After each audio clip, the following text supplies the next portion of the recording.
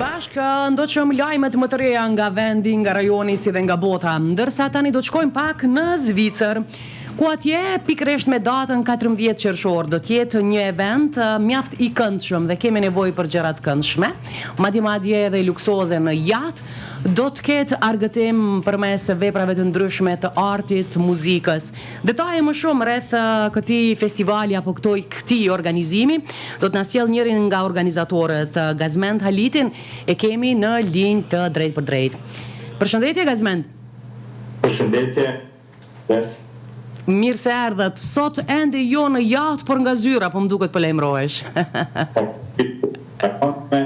Ditë me vranësina, po nuk është shumë me nxehtë, por neve po me një farë forme po përgatitemi për eventin e datës 14 qershor që do ta mbajë organizata Çapen në liçenin e Zyriut, në një jahtë më luksos që ka kompania që ofron shërbime navigimi në liçenin më të mëdha të Zvicrës. Nëse po ankoheni për kohën, sikur të kishit qenë në Kosovë, besoj që ky organizim do të ishte edhe më i këndshëm, por në Kosovë s'kishit pasë ku me realizu, kështu që si destinacion tjetër kishte mujt me qenë Shqipëria, për shembull. Po ajo, edhe Batllava do kishte qenë keq realisht, a? Mundet, kishte mujt edhe në Batllav me u bë. Po gozi. Po pse nuk erdhët në Batllav? Me jatë me vete.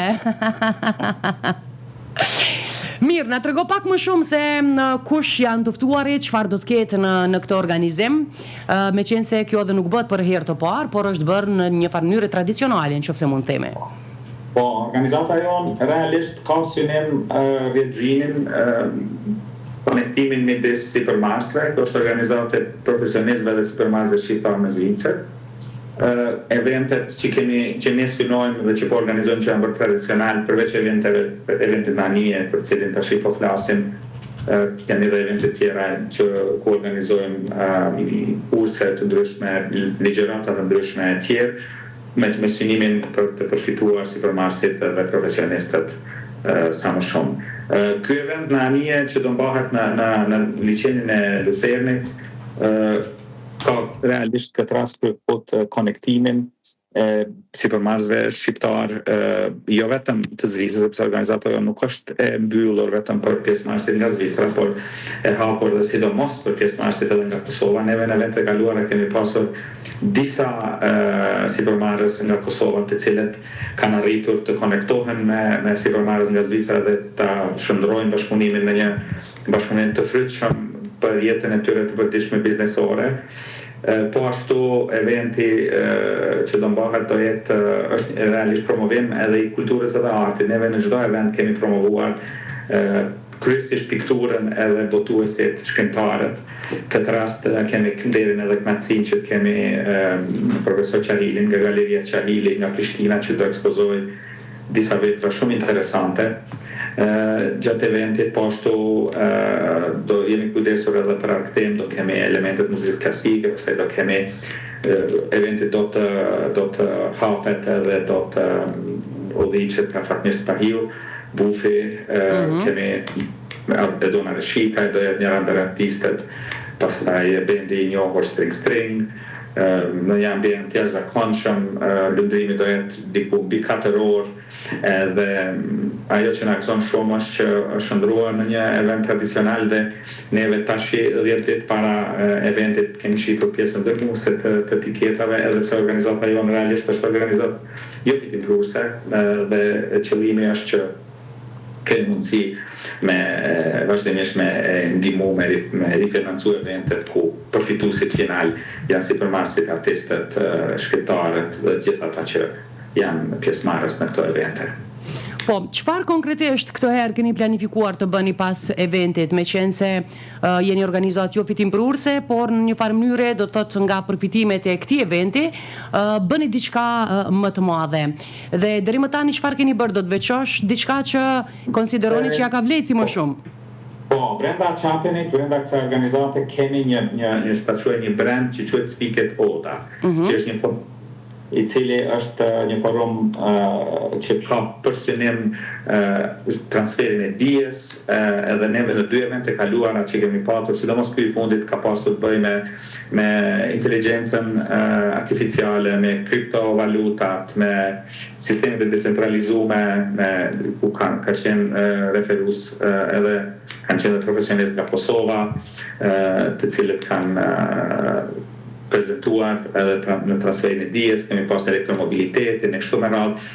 Këto janë evente më të vogla ku numri pjesëmarrësve është diku rreth 100-150 persona, kryesisht të gjithë janë profesionistë dhe sipërmarrës janë grupe të interesit, të cilat ne zgjedhim temat që ti me një platformë ti sfidojmë dhe ti ngacmojmë grupet e interesit që të vinë dhe të updatohen në atë kompetencën e tyre dhe të mund të marrin gjëra me vete që i shfrytëzojnë në optimizimin e biznesit të tyre të përditshëm. Për shembull, vitin e kaluar kemi pasur referues shumë interesant nga fusha marketingut, nga fusha energjetikës, nga fusha financave, financimit, planifikimit financiar, nga fusha e rekrutimit online. Të gjithë kompanitë, të gjithë referuesit kanë qenë shqiptar shumë suksesshëm që janë pozita udhëhece. Këtë vit kemi 2 evente të planifikuara për në vjesht, që do jenë shumë interesante edhe këto I financojnë përmes këtyre eventeve që duken pak më luksurioze siç është për shembull ky eventi në Anije. Kjo është pak a shumë qëllimi I lëvizjes çakun. Ne si shqiptar, që mund të themi, nuk është që nuk I duam këto evente të cilat janë me glamur dhe që janë luksoze.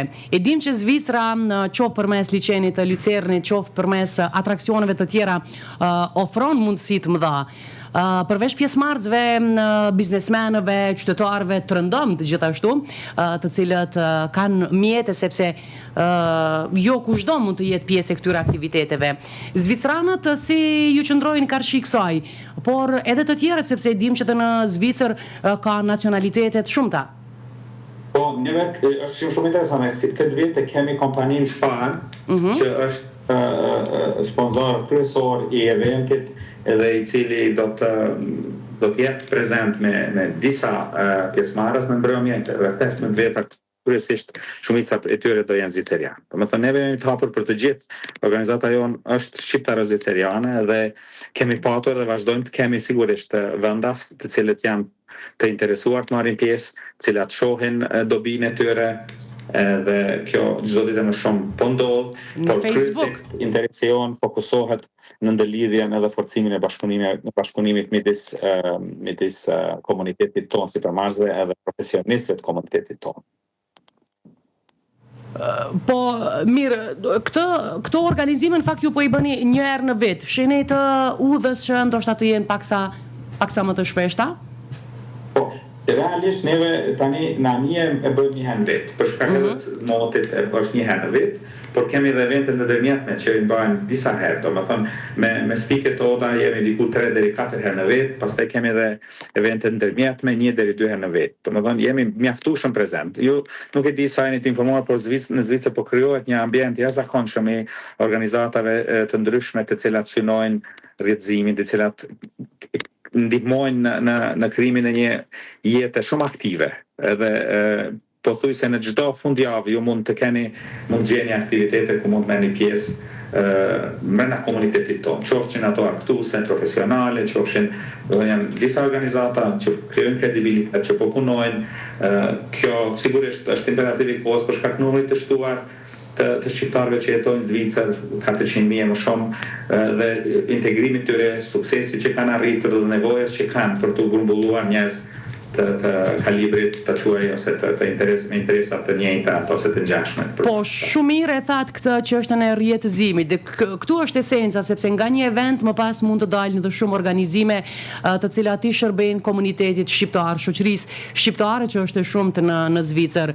A do të përmendësh ndonjërin nga ndër më të suksesshmet të cilat I keni realizuar? Nuk po flasim vetëm për këtë me jatë, po edhe të tjera aktivitete të cilat keni bërë ndër vite. Po, neve kemi pasur, eventi parë ka qenë Lakeside, ka qenë buz liçenit të Zviru, në një lokacion shumë të mirë, edhe aty ka qenë konektimi I parë, eventi I parë që kemi organizuar ne, edhe ka pas një ta quajmë satisfaksion të jashtëzakonshëm nga pjesëmarrësit, të cilët vazhdimisht na kanë shkruar dhe kanë kërkuar që të vazhdojmë me këto evente të ngjashme, dhe këtë po bëjmë. Realisht, me thonë drejtën, synimi final i lartë është që përmes lidhjes së gjithë këtyre njerëzve të suksesshëm, neve kryejmë një përtham lobimi për interesat tona në Zvicër. Dhe më gjërë, po kryesisht në Zvicër, në të gjitha nivelet. Zvicra njihet si vend ku pleksin interesat ndryshme të organizatave ndryshme të fuqishme financiare edhe politike botërore. Edhe shqiptarët po krijojnë një influencë dhe ne duam që ta lidhim gjithë të një suksesshëm me njëri tjetrin, që ta lidhim këtë forcë që të jemi më të fortë në lobim.